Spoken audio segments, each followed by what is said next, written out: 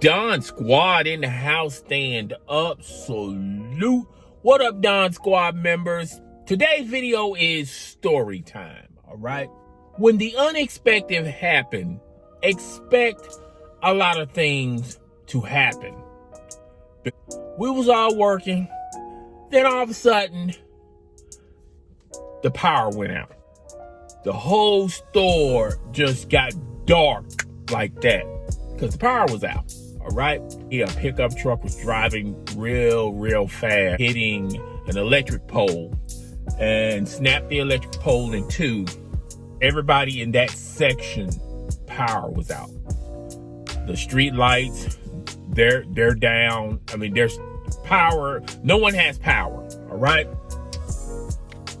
The power went out. So when something unexpected like that happens, you expect to, people be calm, cool, and collected. You would think people would have common sense. You would think people would have a small sense of understanding. Nah, fam. Pitch black. Guy walked up to me and said, "Hey, I know your power's down, but can I still do Western Union?" Well, you need a computer, and the computer is run by power. Hey, I've been calling for the past 30 minutes. How come nobody is not picking up the phone? Well, the phone needs power, and the power is off. Oh, hey, can I get checked out? Because I have cash. Well, that would be no problem, but it would be hard to scan the item and ring the item up because we have no power. You have impatient people. That's the next form of people. So as the power was coming on, even though the power is on, the computers still have to reload, download, process, and get back to its normal self. And that takes roughly, if you're talking about one register, maybe 5 or 10 minutes. But when you're talking about all the registers, including self-checkout, that's going to take a little longer. All right? So we're up here telling people you're going to have to wait because the registers are not up yet. But you have power. I understand that. But the registers are like computers, and I'm pretty sure if you have a computer at home, you're not going to be able to just turn your computer on and just go where you left off at. Obviously, there's going to be some stuff that's going to have to transpire before you're allowed to use your computer. Everybody's in a rush to do something. But really, in actuality, you're really not in a rush to go nowhere. Think about it for a second. On a normal day, you will check out, okay? And you will take your groceries home, okay? Then you will process your groceries from your vehicle to your residence, okay? Then you start unloading the bags and putting everything in its proper place, okay? If you got other things to do, like if you got a job interview to go to, or if you got to be on the other side of town, or if you got a doctor or a hair appointment to go to, or whatever, why would you start the day shopping when you got all of these other things that you got to take care of? Normally when people shop, the average person, when they shop on a day where they have what? Nothing to do.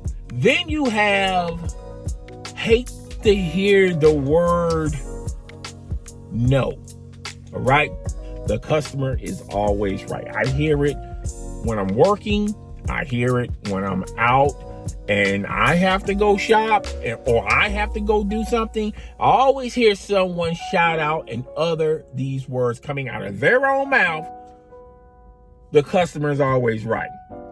And that's fairy tale talk. That's like, you still believe in Santa Claus, the Easter Bunny? Do you still believe in Halloween? Do you still believe, we got as children, you know, we was naive and innocent, and we would believe stuff our parents would tell us, like the boogeyman. All right, there's a boogeyman under your bed.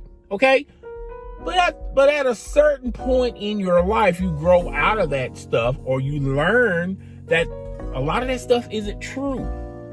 And the customer is always right. It's up there with the Loch Ness Monster, Bigfoot, Santa Claus, the Boogeyman, Candyman, or whatever horror character you want to fill in the blanks with. That stuff does not exist. It's non-existent. Okay, it's a fictional character, like in a story. And you make these fictional events or fictional characters or fictional sayings absolutes, and they're not absolutes. Workers and customers. I feel like there's a disconnect. Everyone always say there's bad workers, but there's also bad customers. That worker said no. A lot of customers are, and you can apply this to even workers too, oversensitive. Just because you hear the word no. Not the word, I can't do it, or I cannot do that, or I'm never going to do that, or I ain't going to do that, as you're being mean or negative or nasty, or you're giving them bad service just because you don't have an item that they requested, which make you have bad relationships with your family members or your friends or your workers or people that you go to school with or people that you go to church with, whatever the case may be, of bad relationship after bad relationship. What makes you think that, you know, you can make a great relationship with someone that's serving you? But it's your boy, the host with the most. I'm up out of here. Don Squad in the house. Stand up. Salute. Deuce.